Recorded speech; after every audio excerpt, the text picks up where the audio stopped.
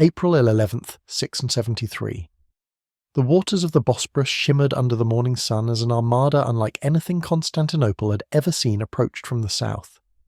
Over 1,800 Arab warships, their sails painted with calligraphy praising Allah, moved inexorably toward the capital of the Byzantine Empire.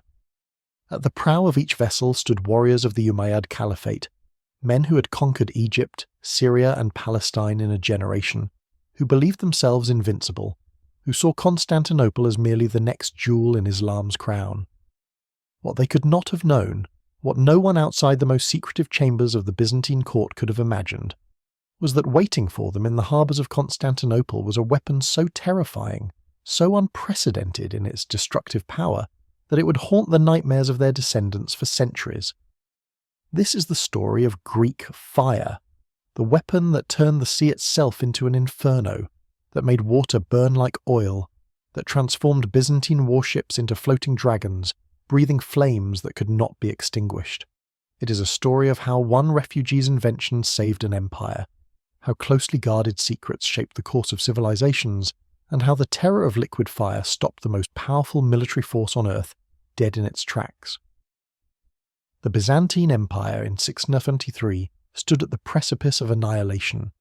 For nearly 4 decades, the armies of Islam had been sweeping across the known world with a speed and ferocity that seemed unstoppable. In 636, Byzantine forces had been crushed at the Battle of Yarmouk, opening Syria to conquest. Alexandria fell in 642, severing Constantinople from the breadbasket of Egypt. By the 670s, Arab raiders were penetrating deep into Anatolia every summer, burning villages, capturing fortresses, strangling the empire's economic lifelines. Emperor Constantine IV, who had inherited this nightmare at age 20, understood the calculus of survival. The Arabs were coming for Constantinople itself, and when they arrived, they would bring everything they had. The city's legendary walls, built by Theodosius II in the 5th century, stood as formidable as ever.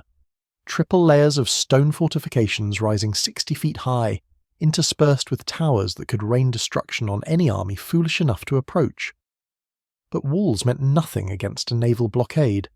Constantinople existed because of its position, a city perched between 2 seas, sustained by maritime trade. Cut off the sea lanes and the city would starve.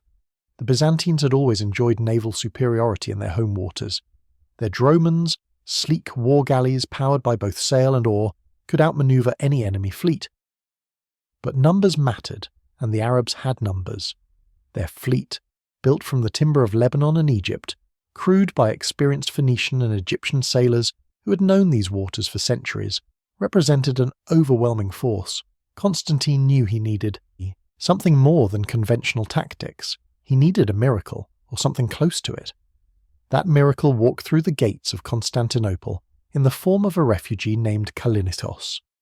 Born in Heliopolis, a city in Syria that the Greeks called Baalbek, Kallinikos had fled his homeland when the Arab conquest made staying impossible. The chroniclers disagree on his exact background. Theophanes the Confessor, writing more than a century later, identifies him as an architect. Others suggest he was a Jewish engineer, possibly an alchemist, one of those men who spent their lives pursuing the secrets of matter and transformation. What is certain is that Kallinikos arrived in Constantinople with knowledge that would change the course of history. Incendiary weapons were nothing new in 673. The ancient world had long known the terror of fire in war. The Greeks had used flaming arrows and fire pots. Roman soldiers had hurled blazing projectiles from catapults.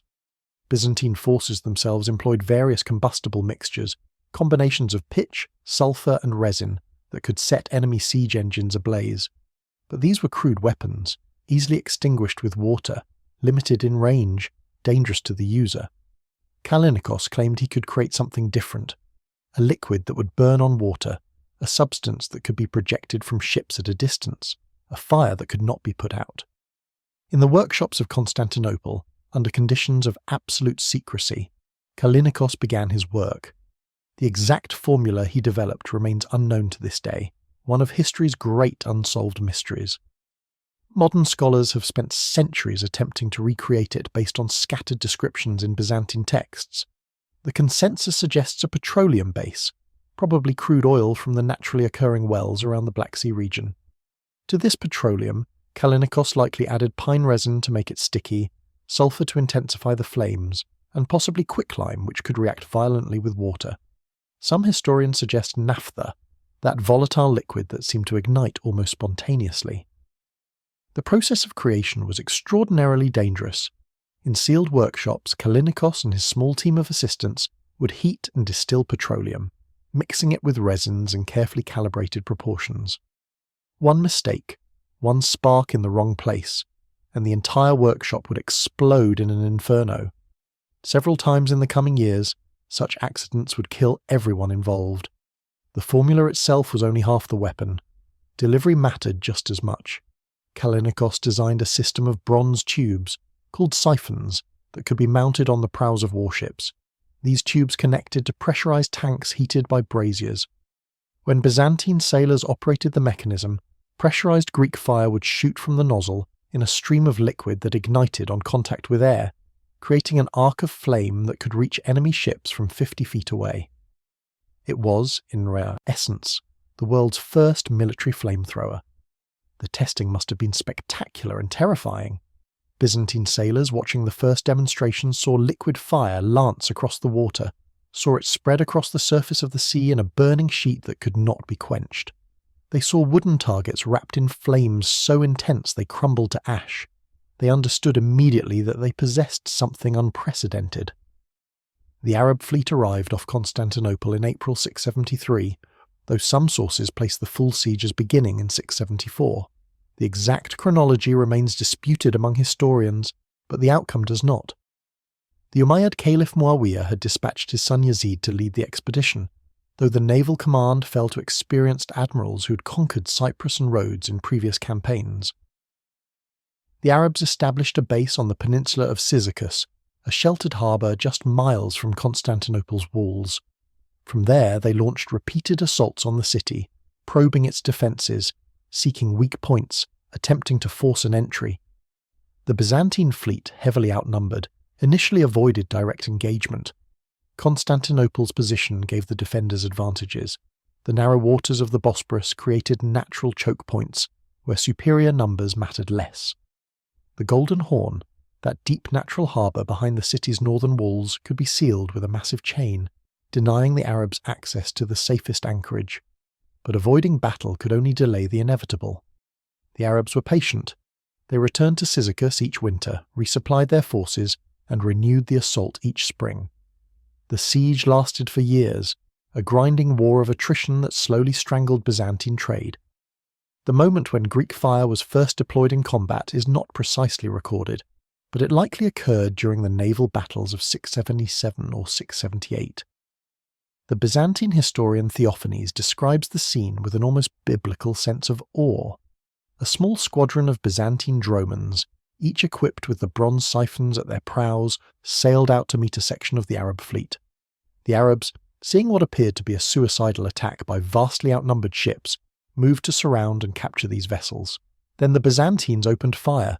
From the bronze tubes mounted on the dromons came streams of liquid flame, arcing across the water like the breath of dragons.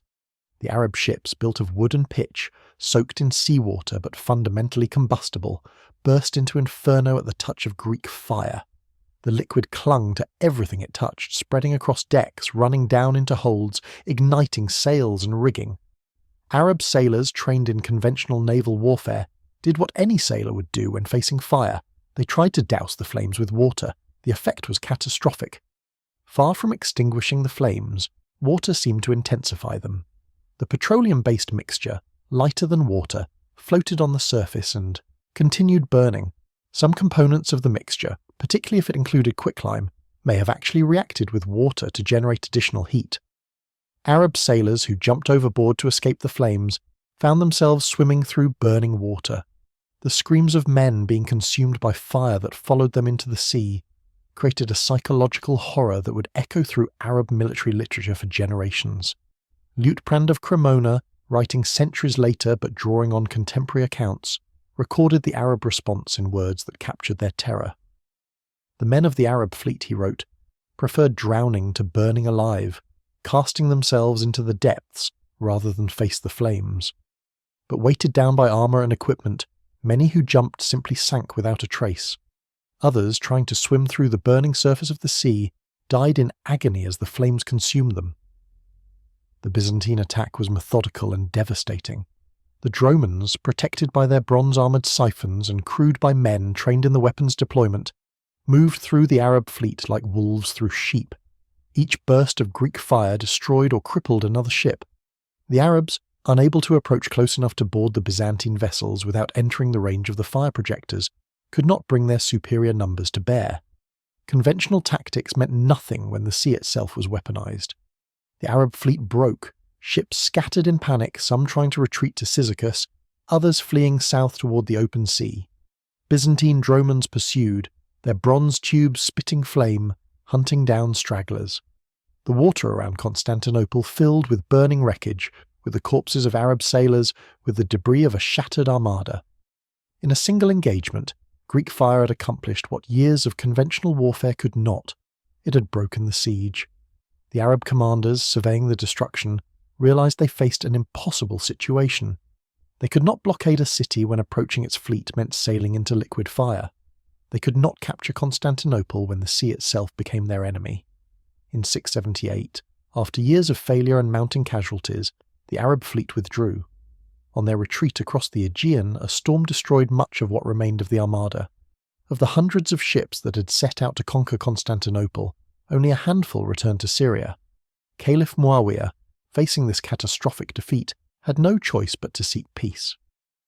The treaty signed between Byzantium and the Caliphate in 678 required the Arabs to pay annual tribute, an unprecedented reversal of the previous relationship between the two empires. Greek fire had not merely saved Constantinople, it had altered the balance of power in the Mediterranean. The weapons formula became the most closely guarded secret in Byzantine history.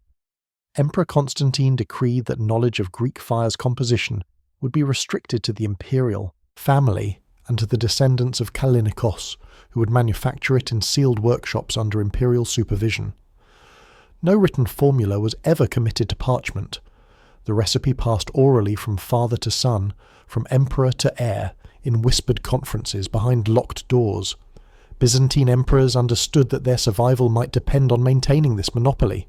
In his great work of advice to his son, the Emperor Constantine Porphyrogenitus, writing in the 10th century, listed 3 things that must never, under any circumstances, be given to foreign powers: the imperial crown and regalia, to preserve the mystique of Byzantine authority; a Byzantine princess in marriage to a barbarian ruler, to maintain the purity of the imperial bloodline; and above all, the secret of Greek fire, because upon that secret rested the empire's very existence. The punishment for revealing the formula was death, but more than that, it was spiritual condemnation. The emperor warned that an angel of the Lord had revealed the secret to Constantine the Great, the first Christian emperor, and that anyone who betrayed this divine gift would be struck down by the fire of heaven and condemned to eternal torment. Whether emperors actually believed this or simply found it a useful deterrent, the threat worked. For over 7 centuries the secret never leaked.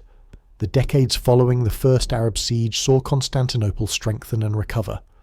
The empire, given breathing room by the failure of the Arab assault, reconsolidated its holdings in Anatolia and pushed back against the Caliphate's border raids. Greek fire became a standard weapon of the Byzantine navy, though its use remained restricted to the most critical situations. The siphons were too valuable, the formula too precious to waste on minor engagements. But when existential threats appeared, when foreign fleets dared approach Constantinople, the liquid fire would speak, and the results were always the same: terror, destruction, and retreat. In 717, history repeated itself with even greater stakes.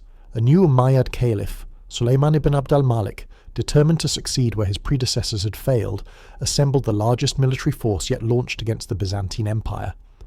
Contemporary sources, though prone to exaggeration, speak of 80,000 soldiers in the land army commanded by Maslama ibn Abd al-Malik, the caliph's brother, and a fleet of 1,800 warships to blockade the city from the sea. The Arabs had learned from their previous defeat. They knew about Greek fire and had attempted unsuccessfully to recreate it.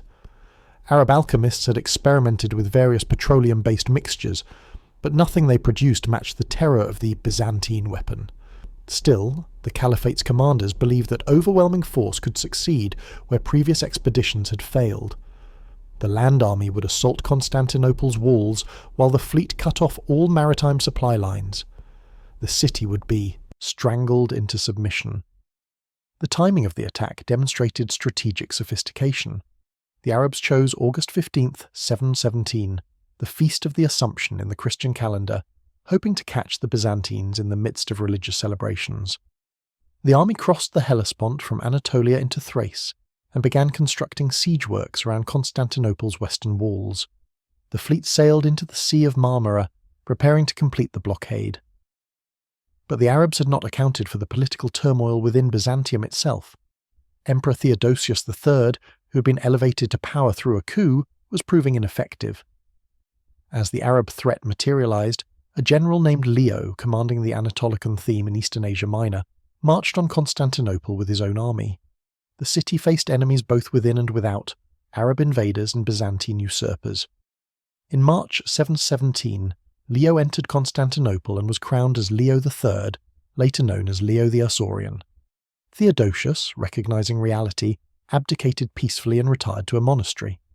Leo, a brilliant military commander and ruthless political operator, immediately set about organizing the city's defense. The new emperor understood that Constantinople's survival depended on maintaining access to the Black Sea, where food supplies could be brought in to sustain the population through what would clearly be a long siege. The Arab fleet had to be neutralized. Leo ordered a crash program to prepare as many ships as possible for combat. The problem was that most of the Byzantine navy was away, engaged against Arab forces in the Mediterranean and the Aegean. Constantinople had only a handful of warships in its harbours, many of them old dromons that had been retired from active service. These vessels were quickly refitted with siphons for projecting Greek fire. Bronze tubes were mounted on prows, pressurization systems installed, heating braziers set up. Crews were hastily trained in the weapons deployment. By September 717, as the Arab fleet moved to seal off the Bosporus, Leo had assembled perhaps 15 dromons equipped with Greek fire. 15 ships to face 1,800. The odds were absurd, suicidal. The Arab admirals, seeing this tiny Byzantine squadron sail out to meet them, must have been astonished at what appeared to be either incredible bravery or insane desperation. Arab commanders ordered their fleet to surround and capture these audacious Byzantine vessels. The Arab ships, confident in their numerical superiority, closed in from all sides. Then Leo's dromons unleashed Greek fire. The effect was, if anything, more devastating than it had been 40 years earlier.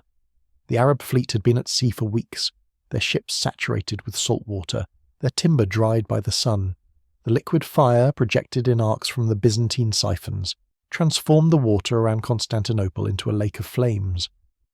Arab warships, packed tightly together as they manoeuvred to surround the Byzantine vessels, became trapped in their own formations. One ship igniting would spread fire to those nearby. Burning rigging would fall onto adjacent vessels. Sailors jumping overboard to escape the flames would spread burning liquid across the surface of the water, creating expanding pools of fire that consumed everything they touched. The psychological impact was immediate and total. Arab sailors, many of whom had never witnessed Greek fire before, believed they were facing sorcery, divine punishment, the wrath of God manifested in liquid form. The disciplined formations of the Arab fleet dissolved into chaos as ships broke formation and attempted to flee. But the Byzantine dromons, smaller and more maneuverable, pursued relentlessly. The bronze siphons spat fire, ship after ship burned, and the sea filled with the debris of destruction. Contemporary Byzantine sources claim that the entire Arab fleet was destroyed in this initial engagement, though this is almost certainly an exaggeration. More likely, dozens of ships were sunk or burned, hundreds more damaged, and the remainder driven away from Constantinople's waters. What matters is the strategic result. The Arab fleet, traumatized by the encounter with Greek fire, retreated to ports in the Sea of Marmara and refused to approach Constantinople again. The naval blockade had failed before it truly began. With maritime access to the Black Sea secured, Constantinople could be resupplied by sea. The city's granaries filled with wheat from the fertile regions north of the Black Sea. Fish and other foods came in daily. The population, while certainly enduring hardships, never faced the starvation that a successful blockade would have imposed. The Arab land army, meanwhile, faced catastrophe. Maslama's 80,000 soldiers, camped outside Constantinople's walls, depended on supplies brought by sea from Syria and Egypt. With their fleet unable to control the waters around the city, these supply lines became tenuous. The winter of 717 to 718 was unusually harsh. Contemporary chroniclers report that snow remained on the ground for 100 days. Arab soldiers, equipped for campaigning in the Mediterranean climate of Syria, found themselves freezing in Thracian winters. Thousands died of exposure. Thousands more succumbed to disease as sanitation in the massive camp deteriorated. Food shortages became acute. Arab soldiers began slaughtering and eating their horses, then their camels, then anything they could find. In the spring of 718, the situation grew worse for the besiegers. A reinforcement fleet sent from Egypt, carrying fresh troops and desperately needed supplies, appeared in the Sea of Marmara. Emperor Leo received intelligence, possibly from deserters, that many of the sailors on these Egyptian ships were Christian Copts, pressed into service by the Caliphate. Leo sent Byzantine ships to intercept the Arab reinforcements, but instead of attacking immediately, he opened negotiations with the Christian crews. The result was mass desertion. Thousands of Coptic and Syrian Christian sailors abandoned their Arab commanders and defected to Byzantium. The ships they brought with them, laden with supplies intended for Maslama's army, were captured intact. The second fleet arriving shortly after met the same fate. More defections, more captured ships, more supplies flowing to Constantinople instead of to the Arab besiegers. Maslama's position became untenable. His army, depleted by winter casualties and disease, faced starvation. His fleet had been neutralized. In July 718, Bulgar tribes from north of Constantinople, longtime enemies of Byzantium but alarmed by the prospect of an Arab conquest of the region, attacked the Arab camp. Contemporary sources claim 30,000 Arab soldiers died in this assault, though such numbers should be treated with caution. What is certain is that the Bulgars shattered what remained of Arab morale. On August 15, 718, exactly 1 year after the siege began, Maslama ordered a withdrawal. The Arab army retreated back through Thrace toward Anatolia, harried by Byzantine forces all the way. The fleet, attempting to sail home, encountered a series of devastating storms in the Aegean. The few hundred ships that had survived the war were reduced to a handful. Of the enormous armada that had set out to conquer Constantinople, perhaps 5 ships made it back to Syria intact. Contemporary Arab historians estimated that 100,000 men had been lost in the campaign, though this figure almost certainly includes losses to disease, exposure, and Bulgarian attacks as well as combat casualties. What is beyond dispute is that the second Arab siege of Constantinople ended in catastrophe for the Umayyad Caliphate. The failure halted Islamic expansion into Europe for generations and contributed to the political instability that would eventually topple the Umayyad dynasty. Greek fire once again had proven decisive. Emperor Leo's use of the weapon at the critical moment when the Arab fleet attempted to establish its blockade had saved the empire. The psychological terror of the liquid fire had broken the morale of Arab sailors who might otherwise have persisted despite losses. The Byzantine monopoly on this devastating weapon had preserved Christian Constantinople from conquest. For 2 centuries after the Second Arab Siege, Constantinople faced no major external threats. The empire, under the Macedonian dynasty, experienced a renaissance. Territory was reconquered, art and literature flourished, and the Byzantine navy dominated the Mediterranean. Greek fire remained the ultimate deterrent, the weapon that no enemy could counter, the flames that guaranteed Byzantine naval superiority. But in 941, a new threat emerged from the north. The Rus, Viking raiders and traders from the forests and rivers of what would become Russia, had been probing Byzantine defences for decades. In 860, a Rus fleet had surprised Constantinople, attacking when Emperor Michael III and his army were away fighting Arabs. That raid had been driven off, though not before the Rus had pillaged suburbs and demonstrated that Constantinople was vulnerable to attacks from the Black Sea. In 941, the Rus returned in force. Prince Igor of Kiev, leading a massive fleet, sailed down the Dnieper River into the Black Sea, crossed to the southern shore, and began systematically ravaging Byzantine territories in Bithynia. Contemporary sources give wildly varying numbers for the size of this fleet, from 1,000 ships to 15,000. Modern historians generally accept the lower figure, but even 1,000 longships represented an enormous force. Igor's timing seemed perfect. The Byzantine fleet was away in the Mediterranean, engaged against Arab pirates. The imperial army was stationed on the eastern frontiers, facing threats from the Abbasid Caliphate. Constantinople stood nearly defenceless, its harbours protected by only a handful of retired dromons. Emperor Romanos I Lecapenus, receiving urgent reports of the Rus approach, faced the same calculation that Constantine and Leo had confronted: overwhelming enemy numbers, limited resources, and the need for a weapon that could multiply the effectiveness of a small force. Romanos ordered every ship that could still float, no matter how old, to be equipped with Greek fire siphons. In May 941, as the Rus fleet approached Constantinople, Byzantine sailors watched from the city's walls as hundreds of longships filled the waters of the Bosporus. The Rus, confident in their numbers and believing the city nearly undefended, prepared for an easy victory. They saw 15 ancient Byzantine dromons, vessels that looked barely seaworthy, sailing out to meet them. The Rus longships, open-decked vessels designed for rowing up rivers as much as sailing the open sea, surrounded the Byzantine ships. Rus warriors, armed with axes and swords, prepared to board and capture what they assumed were the last remnants of Constantinople's navy. Then the Byzantine crews activated their siphons, and the sea burst into flames. Liutprand of Cremona, whose stepfather witnessed the battle while serving as an ambassador to Constantinople, recorded the Rus reaction in unforgettable terms. The Rus, seeing the flames, jumped overboard, preferring water to fire. Some sank, weighed down by their armour and weapons. Others caught fire even as they swam. The burning water itself became a weapon, spreading across the surface of the Bosporus in sheets of flame that consumed everything they touched. The Rus longships, built of pine and oak, coated with tar for waterproofing, burned with spectacular intensity. The open decks meant that Greek fire could pour directly into the ships, igniting cargo and crew alike. Rus warriors, trapped on burning vessels with no protection from the flames, died by the hundreds. Those who jumped overboard faced burning water. Those who stayed aboard burned alive. The Byzantine dromons moved methodically through the Rus fleet, their siphons spitting liquid fire, destroying ship after ship.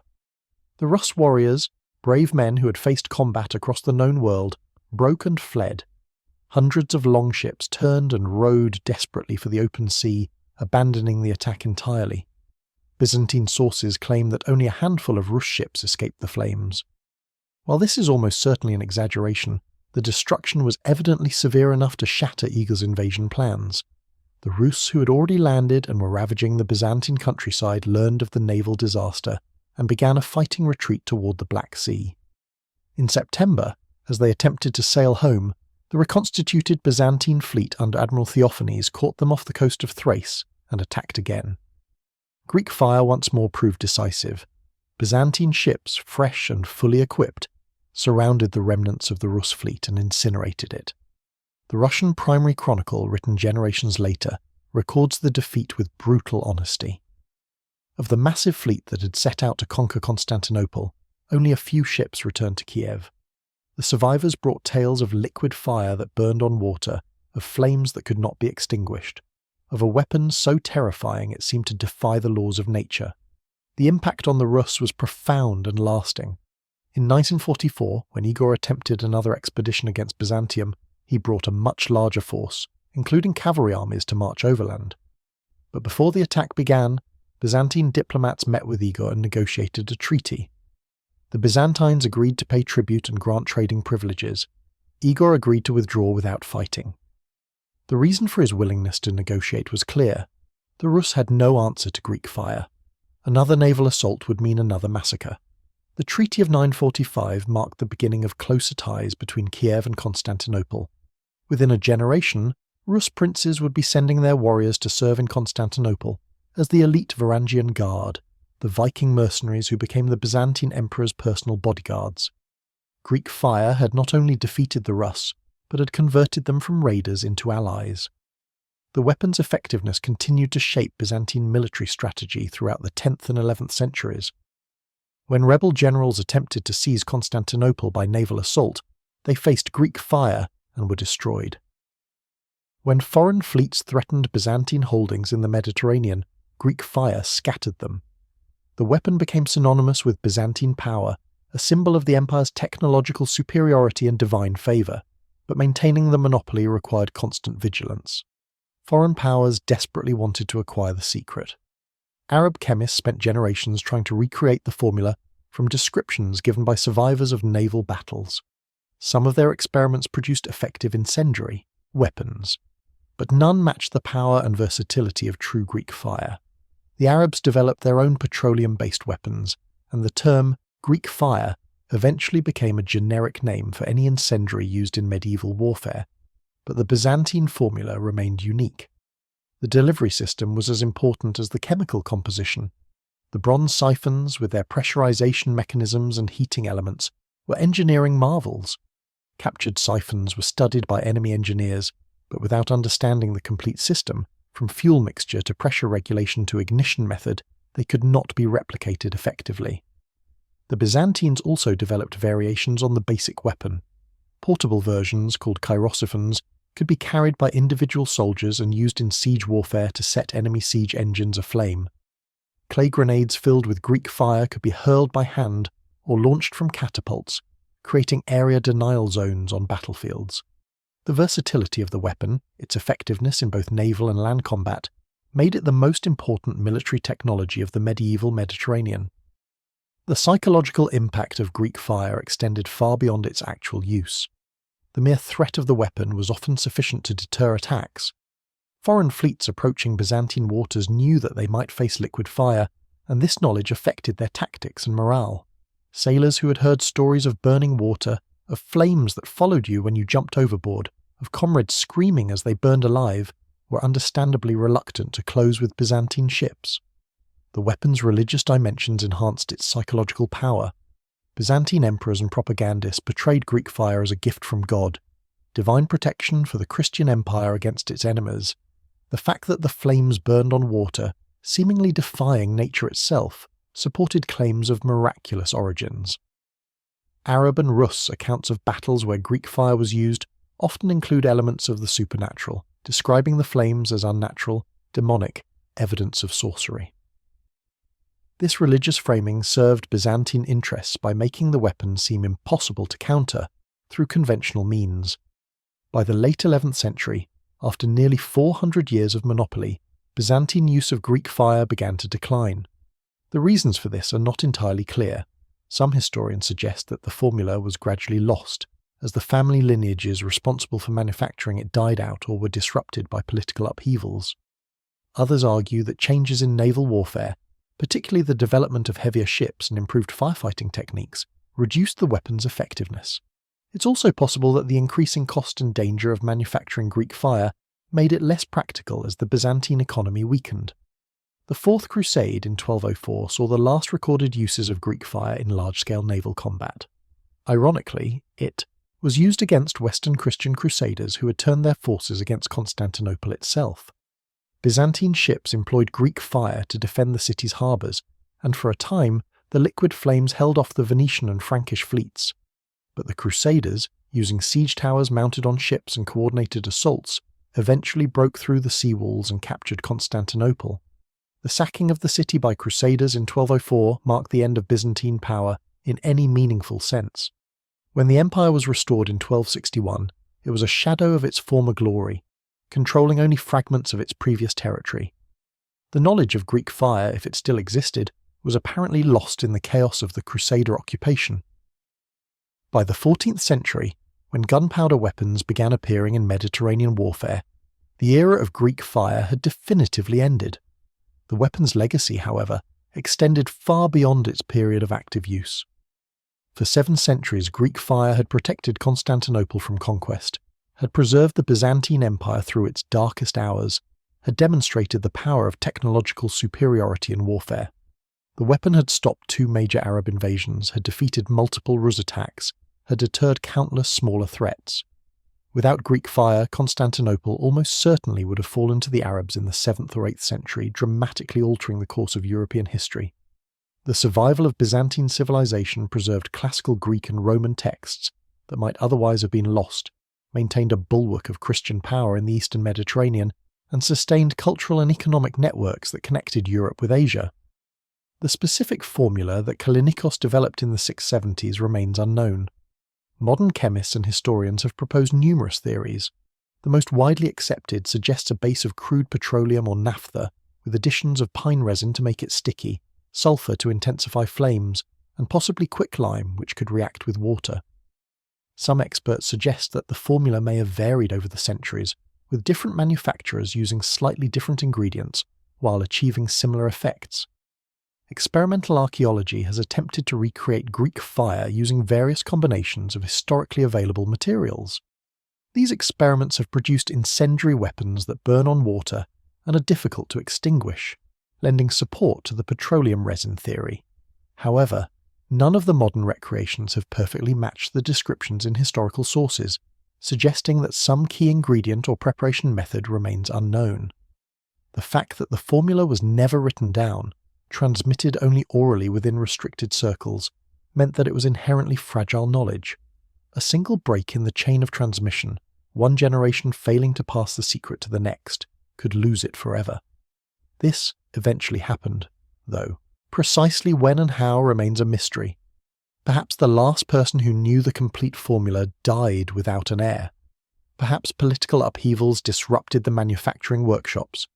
Perhaps the knowledge was deliberately destroyed to prevent it from falling into enemy hands during one of Constantinople's many crises.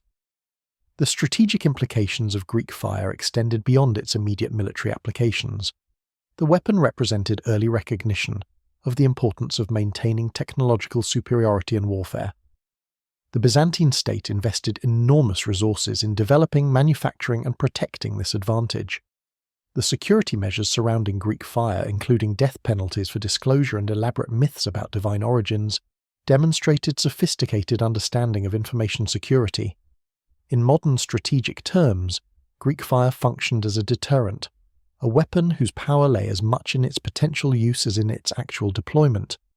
The threat of Greek fire shaped enemy behavior, caused adversaries to avoid certain tactics, and forced them to develop strategies that accepted Byzantine naval superiority as a given. This is similar to how nuclear weapons function in contemporary international relations, where their primary value lies in preventing wars rather than winning them. The psychological dimension of Greek fire also anticipates modern understanding of warfare's mental aspects.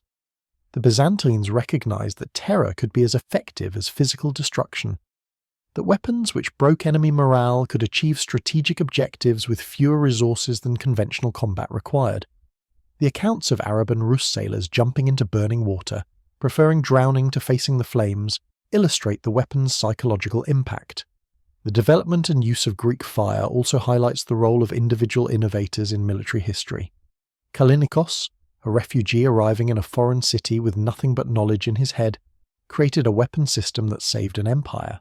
His story illustrates how technological innovation can emerge from unexpected sources, how empires that welcome refugees and immigrants can benefit from their knowledge and skills. The Byzantine decision to trust and support Kallinikos, to invest in his unproven claims about a new weapon, demonstrates the importance of institutions that can identify and nurture innovation. The monopolization of Greek fire, while strategically necessary from a Byzantine perspective, also illustrates the limitations of security through secrecy.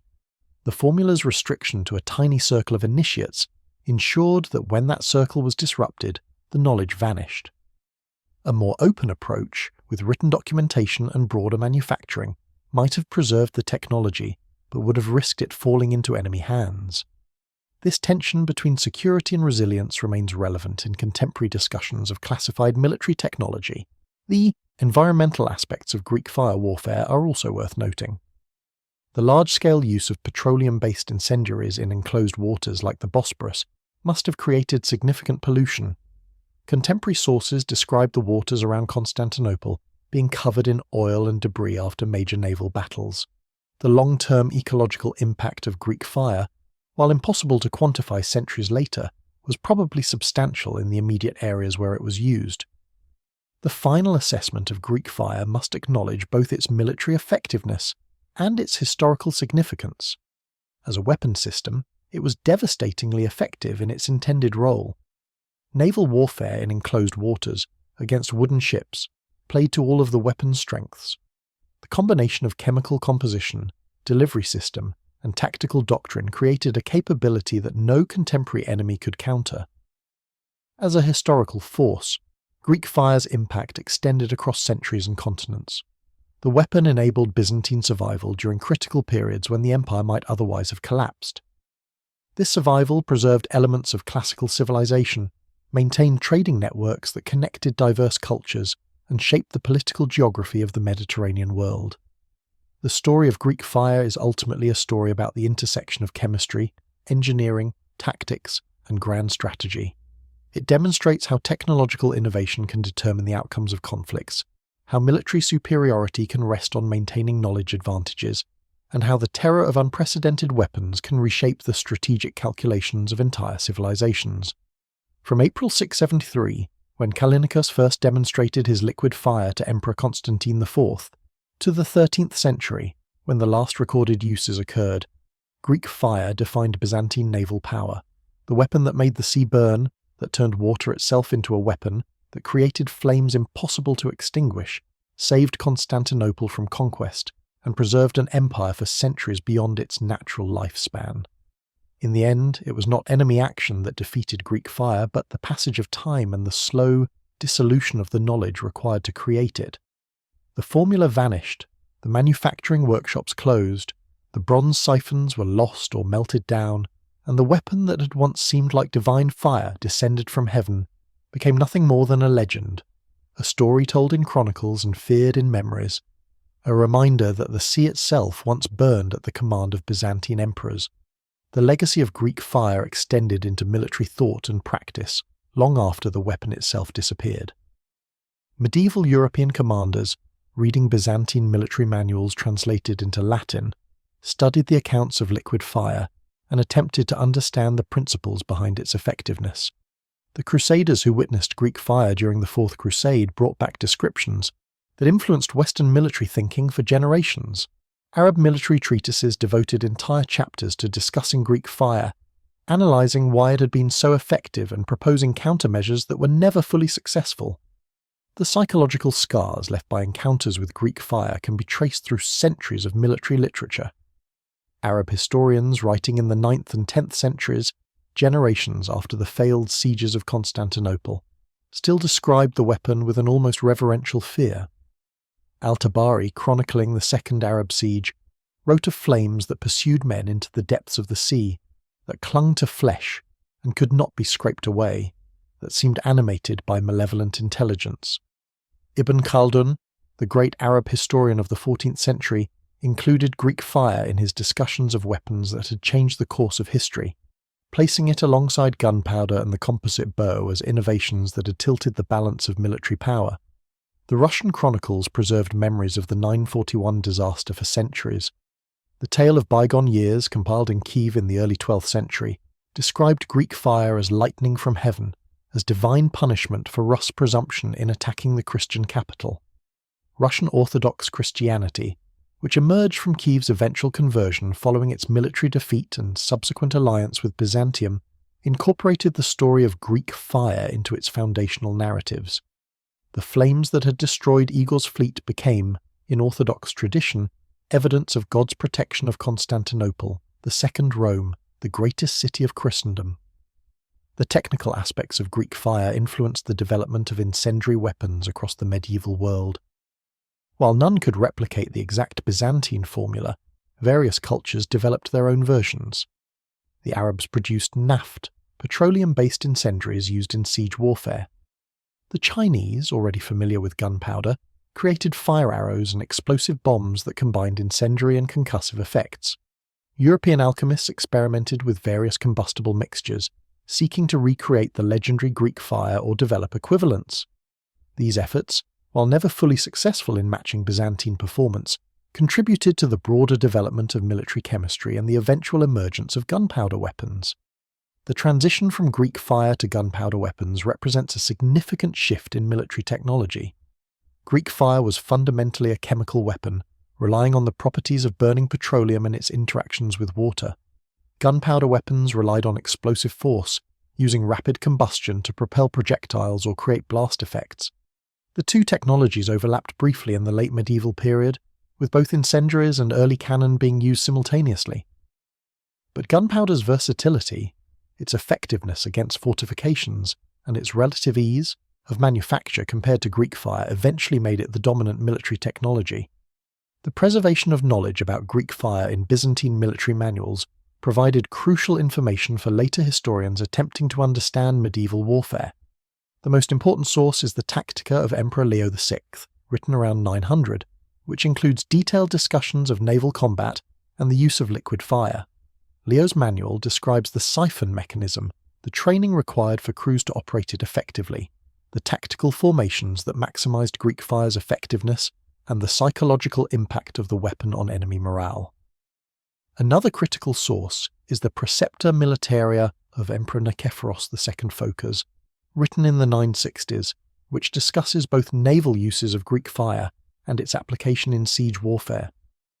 These manuals, preserved through medieval manuscript traditions and rediscovered by Renaissance scholars, provided the foundation for modern understanding of Byzantine military practice.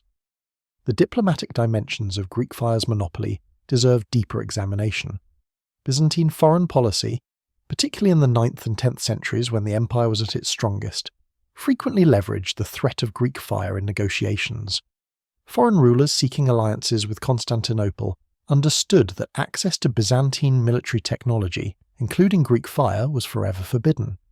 This created an asymmetry in military relations that benefited Byzantium. The empire could offer military assistance, could provide troops or ships to allied rulers, but the most powerful weapon in its arsenal remained exclusively Byzantine. This monopoly gave Constantinople leverage in diplomatic negotiations that extended far beyond purely military considerations. The economic aspects of Greek fire production represented significant state investment. The procurement of petroleum from Black Sea sources required maintaining control of trade routes and diplomatic relations with regions around the Caucasus, where petroleum wells existed. The manufacturing process, conducted in state workshops under tight security, employed skilled workers who commanded high wages due to the dangerous nature of their work. The bronze required for siphon mechanisms represented substantial material investment, as bronze was a strategic metal used for many military applications. The specialized training required for crews to operate Greek fire projectors meant that ships equipped with the weapon represented elite units, Byzantine naval special forces that received priority in terms of equipment and personnel. The strategic geography of Constantinople made Greek fire particularly effective in the city's defense.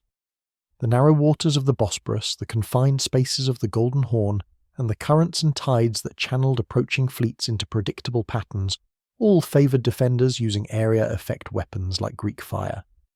An enemy, fleet attempting to blockade or assault Constantinople, had limited room to maneuver and could not easily avoid Byzantine dromons armed with siphons. This geographic advantage multiplied Greek fire's effectiveness, turning Constantinople's harbours into killing zones where numerical superiority meant little. Attacking fleets, packed tightly in narrow waters, became ideal targets for a weapon that could set the sea itself ablaze. The religious and cultural symbolism of Greek fire became deeply embedded in Byzantine identity. The weapon was portrayed in icons and mosaics, shown in illuminated manuscripts, described in liturgical texts as evidence of divine favour. The annual celebration of Constantinople's deliverance from the Arab sieges included references to the liquid fire that had saved the city.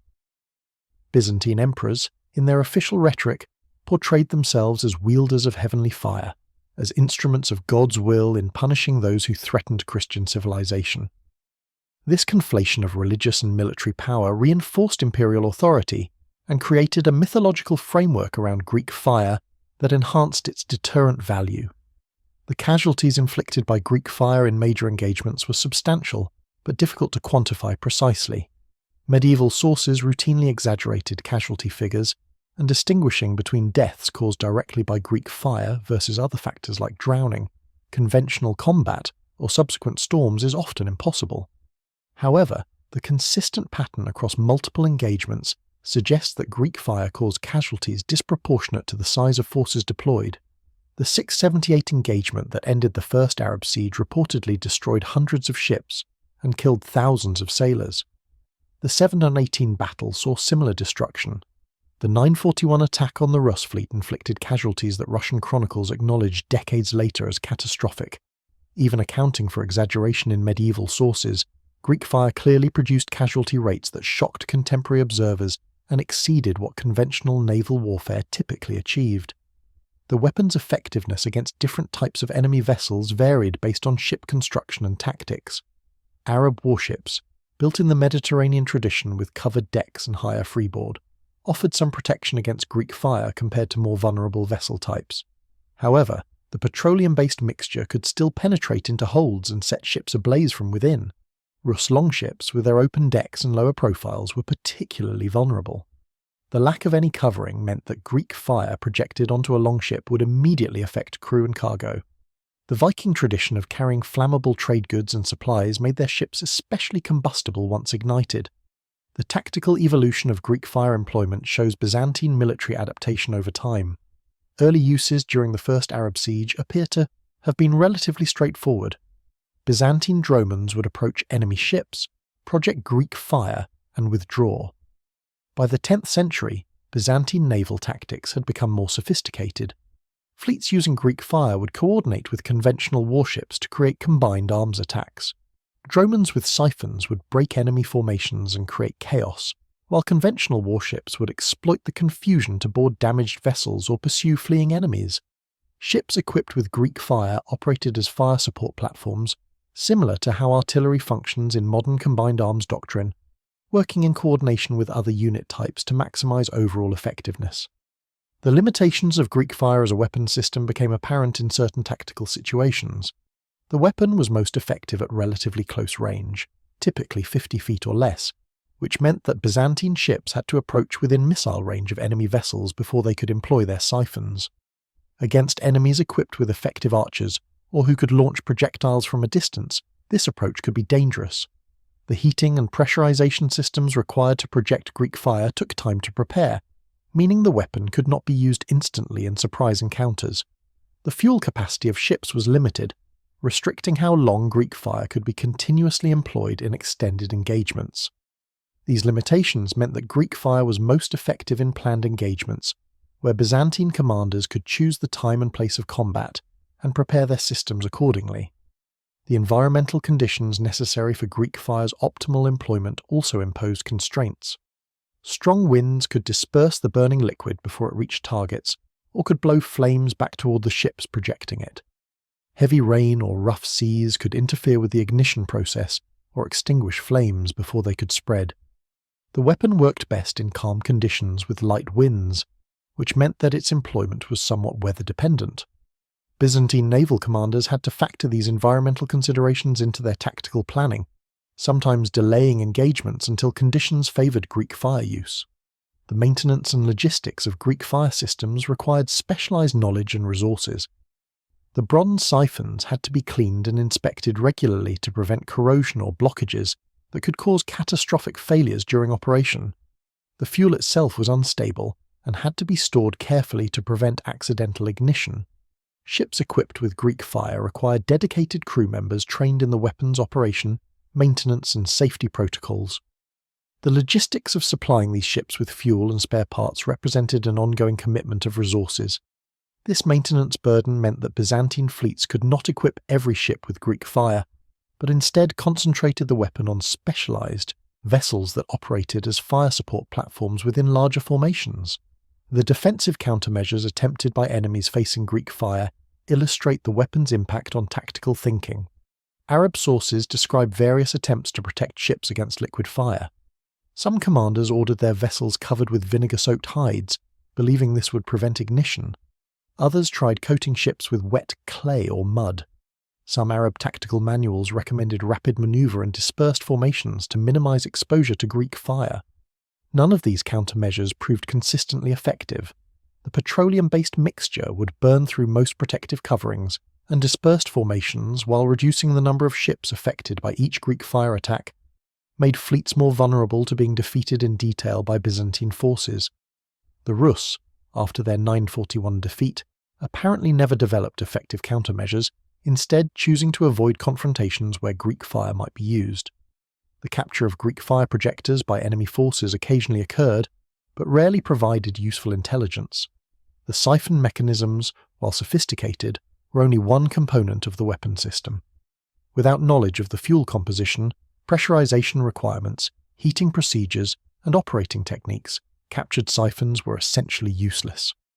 Arab forces that captured damaged Byzantine dromons equipped with Greek fire projectors attempted to reverse engineer the systems, but without the fuel formula and operational knowledge, these efforts failed.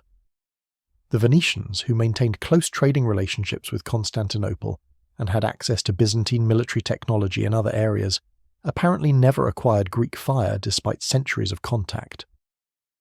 This suggests the security surrounding the weapon was genuinely effective, not merely propagandistic exaggeration. The naval architecture of Byzantine dromons evolved in conjunction with Greek fire technology. Ships equipped with siphons required structural reinforcements to support the weight and stress of the projection systems. The positioning of siphons on the bow meant that ships had to approach enemy vessels head-on, which influenced hull design and armour placement. Byzantine dromons of the Greek fire era featured reinforced prows, sometimes covered with bronze or iron sheathing, to protect against ramming and to shield the siphon mechanisms. The central positioning of heating systems and fuel tanks affected the internal layout of these vessels, with crew quarters and rowing positions arranged to accommodate the fire projection equipment. This specialized architecture made dromons equipped with Greek fire distinctive and recognizable, which itself served deterrent purposes as enemies learned to identify ships carrying the dreaded liquid fire. The training programs for Greek fire crews represented sophisticated military education for the medieval period. Operators required understanding of chemical processes, mechanical systems, timing and coordination, and tactical employment. Byzantine military manuals describe multi-phase training regimens, where crews first learned theoretical principles, then practiced with systems on land, then conducted at sea exercises with inactive siphons to master timing and coordination, and finally trained with live Greek fire under controlled conditions. The dangerous nature of the weapon meant that accidents during training were common enough to merit specific procedures for dealing with fire aboard ship. Crews learned techniques for containing Greek fire spills, for jettisoning damaged fuel tanks, and for abandoning ship if fire got out of control. This training investment meant that ships equipped with Greek fire were crewed by elite personnel who represented years of training and experience. The political dimensions within Byzantium regarding Greek fire sometimes created tensions. The monopoly on manufacturing meant that the imperial family and their designated manufacturers wielded enormous power. Control over Greek fire production gave certain families influence that could be leveraged in court politics. There are hints in Byzantine sources of conflicts over who should have access to Greek fire, with military commanders sometimes complaining that political considerations limited their access to the weapon. Some emperors appear to have restricted Greek fire availability to prevent potential usurpers from acquiring this powerful capability. The weapon was, in effect, too powerful to be entrusted widely, creating a paradox where the empire's most effective military technology could not be fully exploited for fear of internal threats. The comparative analysis between Greek fire and other military technologies of the medieval period highlights its uniqueness. Crossbows, stirrups, heavy cavalry, castle architecture, and other medieval military innovations spread relatively quickly once their effectiveness was demonstrated. Greek fire remained monopolized for centuries. This suggests that the combination of complex chemistry, sophisticated delivery mechanisms, and operational secrecy created barriers to replication that were unusually high even by medieval standards. The weapon represented not just a technological innovation, but a complete system requiring multiple specialized components, any one of which, if unavailable or improperly understood, would prevent successful replication. The artistic and literary representations of Greek fire in medieval sources provide cultural evidence of its impact. Byzantine illuminated manuscripts depicting naval battles show stylized streams of fire emerging from ship prows, consuming enemy vessels in exaggerated flames. Arab manuscripts sometimes show Greek fire as serpents or dragons, reflecting the belief that the weapon had supernatural qualities. Western European manuscripts from the Crusader period include illustrations of Greek fire that often misunderstand the technology, depicting it as conventional fire arrows or catapulted projectiles, suggesting that Western observers never fully understood the weapon even when they witnessed it. These artistic representations, while often technically inaccurate, demonstrate how deeply Greek fire penetrated the cultural consciousness of Mediterranean civilizations. The question of why Greek fire eventually disappeared from Byzantine military practice remains partially mysterious despite scholarly research. The most plausible explanation combines several factors. The political disruptions of the late 11th and 12th centuries, including civil wars and succession crises, probably disrupted the family lineages responsible for manufacturing the fuel. The Latin occupation of Constantinople from 1204 to 1261 almost certainly destroyed whatever manufacturing infrastructure still existed. The economic decline of the later Byzantine period meant that the empire could no longer afford the expensive materials and specialized labor required for Greek fire production. The emergence of gunpowder weapons in the 14th century may have made Greek fire seem obsolete, leading to deliberate abandonment rather than accidental loss. The confluence of these factors probably explains the weapon's disappearance. The rediscovery of Greek fire by modern scholars began in the Renaissance when humanist scholars started systematically translating Byzantine Greek texts into Latin. The military manuals of Leo VI and Nikephoros Phokas, preserved in manuscripts in Italian and French libraries, provided the first detailed descriptions of Greek fire available to Western scholars. Early modern military writers, fascinated by this lost superweapon, speculated wildly about its composition and capabilities. Some Renaissance authors claimed Greek fire was the origin of gunpowder, misunderstanding both technologies. Others proposed fantastical chemical formulas involving ingredients that medieval Byzantines could never have obtained. The serious scholarly analysis of Greek fire began in the 19th century with the development of modern chemistry and the professionalization of historical research. The scientific study of Greek fire accelerated in the 20th century as chemists and military historians collaborated to understand the weapon. Analysis of Byzantine descriptions allowed researchers to identify petroleum as the probable base ingredient. Studies of naturally occurring petroleum deposits in regions accessible to medieval Byzantium narrowed the possible sources. Experimental archaeology, including attempts to recreate Greek fire using historically plausible ingredients, provided insights into what combinations could produce the effects described in Byzantine sources. Modern military analysis of the tactical descriptions in Byzantine manuals allowed researchers to understand how the weapon was actually employed in combat, distinguishing between realistic accounts and later exaggerations. The current scholarly consensus on Greek fire's composition suggests a petroleum base enhanced with pine resin and sulfur, possibly with quicklime or saltpeter added. However, this consensus acknowledges significant uncertainties, and alternative formulas remain possible. The strategic lessons of Greek fire remain relevant to contemporary military thinking.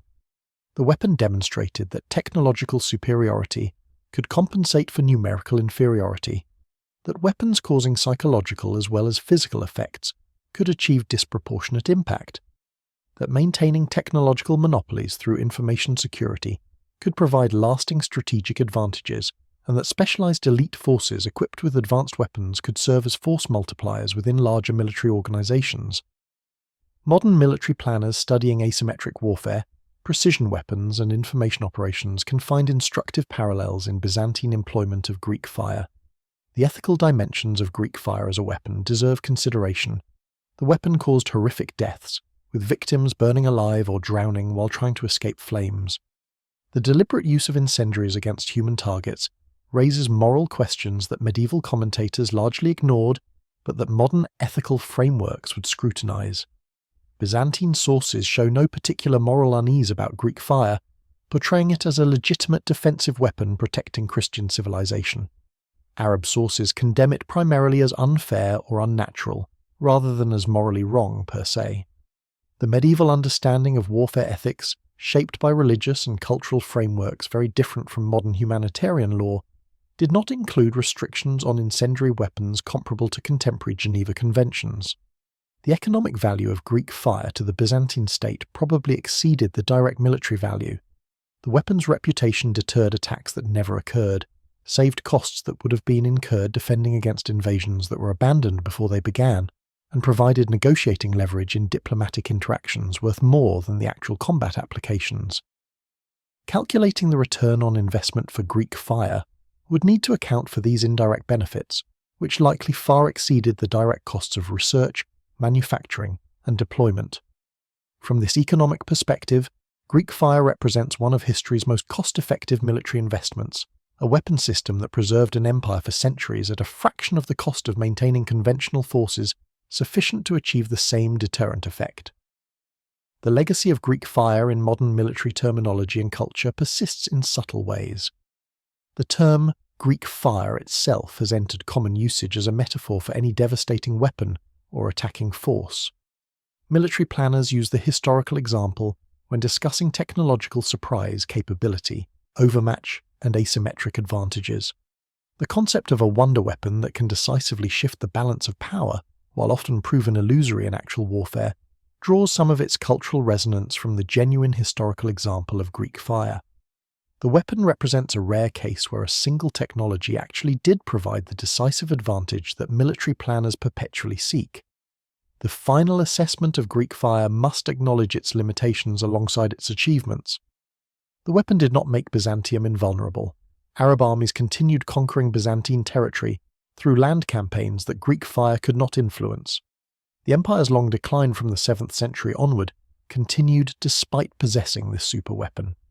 Greek fire could defend Constantinople's waters and defeat naval invasions, but it could not project power far from the capital or recover lost territories. The weapon was, ultimately, a defensive technology that could prevent defeat but not secure victory.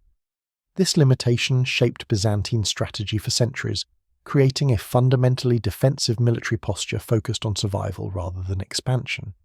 Yet within its specific domain of naval defense of Constantinople, Greek fire achieved its objectives completely.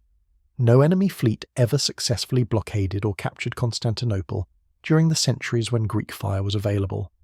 The weapon fulfilled exactly the mission for which it was designed, protecting the heart of the empire even as peripheral territories fell away.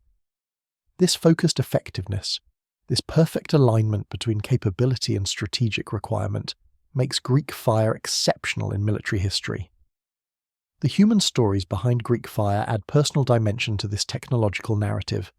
Kallinikos, fleeing his conquered homeland and arriving in a strange city, transformed his knowledge into imperial salvation. The unknown Byzantine sailors who first projected Greek fire in combat, watching liquid flames arc toward Arab ships, witnessing the unprecedented destruction their weapon inflicted. Arab sailors who survived encounters with Greek fire, carrying memories of burning water and screams of drowning comrades, telling their stories to generations who could barely believe them. Rus warriors returning to Kiev with tales of Byzantine fire magic. The generations of craftsmen who manufactured Greek fire in sealed workshops, maintaining secrets their great-grandfathers had guarded. Byzantine emperors whispering the formula to their heirs in private ceremonies, passing along knowledge that preserved their dynasty.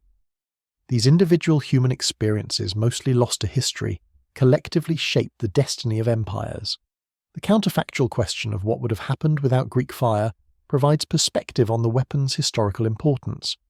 If the Arab fleets had successfully blockaded Constantinople in 678, the city would probably have fallen either through starvation or storm. The loss of Constantinople would have opened the Balkans and potentially Central Europe to Islamic conquest decades or centuries earlier than it actually occurred. The preservation of Byzantine Greek culture, which later helped spark the Renaissance through transmission of classical texts, might not have happened. The development of European Christianity would have followed dramatically different paths, without the Eastern Orthodox tradition centered in Constantinople. These counterfactual scenarios, while speculative, highlight how one weapon system, deployed at critical moments, influenced the trajectory of civilizations. The technical sophistication of Greek fire relative to its era deserves emphasis. The weapon required controlled chemical synthesis, mechanical engineering for pressure systems, metallurgy for bronze components, and integrated system design bringing together multiple technologies. This level of technical complexity was unusual for the 7th century, and suggests that Byzantine technological capabilities were more advanced than sometimes recognized. Greek fire represents applied chemistry in an era when chemistry as a formal discipline did not exist, when knowledge of chemical processes was fragmentary and empirical. That Byzantine craftsmen could consistently produce a complex petroleum-based incendiary, regulate its projection, and maintain quality control over centuries indicates sophisticated technical knowledge that challenges stereotypes of medieval technological stagnation. The silence in sources about Greek fire accidents and failures is notable, and probably reflects deliberate censorship. A weapon as dangerous as Greek fire must have caused numerous accidents during manufacture, transport, and use. Ships carrying Greek fire probably occasionally caught fire accidentally. Manufacturing workshops almost certainly experienced explosions and fires that killed workers. Combat use of the weapon probably sometimes resulted in friendly fire incidents when wind shifted or when projection systems malfunctioned. The absence of such accounts in surviving sources suggests Byzantine authorities suppressed information about Greek fire failures to maintain the weapon's reputation for invincibility. This information control extended beyond protecting the formula to managing perceptions of the weapon's reliability and effectiveness. The ultimate irony of Greek fire is that its success contained the seeds of its loss. By so effectively defending Constantinople, the weapon enabled the empire's survival. But that survival became increasingly precarious as territorial losses reduced the resource base, supporting advanced military technology. The empire that Greek fire saved eventually became too weak to maintain the weapon. The monopoly that had protected Greek fire for centuries meant that when Byzantine manufacturing capability collapsed, no other power possessed the knowledge to continue production. A more widely distributed technology might have survived through redundancy. Greek fire's concentration in imperial hands made it powerful but fragile. In the final analysis, Greek fire stands as one of history's most effective military technologies within its specific application domain. For 7 centuries, liquid fire projected from bronze siphons defended Constantinople against the greatest military powers of the medieval world. The weapon saved Byzantium from Arab conquest, defeated Rus invasions, deterred countless other threats, and shaped the strategic calculations of every power in the Mediterranean basin. The flames that Kallinikos first demonstrated to Emperor Constantine IV in 673 burned through the centuries, protecting an empire, preserving a civilization, and creating a legend that survived even after the knowledge to recreate the weapon was lost. When Ottoman armies finally captured Constantinople in 1453, they did so without facing Greek fire. The weapon that had once made the city invulnerable was gone, lost somewhere in the chaos of Byzantine decline. The Ottoman victory came through massive cannon battering the walls, through overwhelming numbers storming the breaches, through conventional warfare that Greek fire might once have countered. The absence of liquid fire in 1453 demonstrated that Constantinople's greatest protection had vanished. The city that the sea on fire had saved for so long fell when those flames were extinguished forever.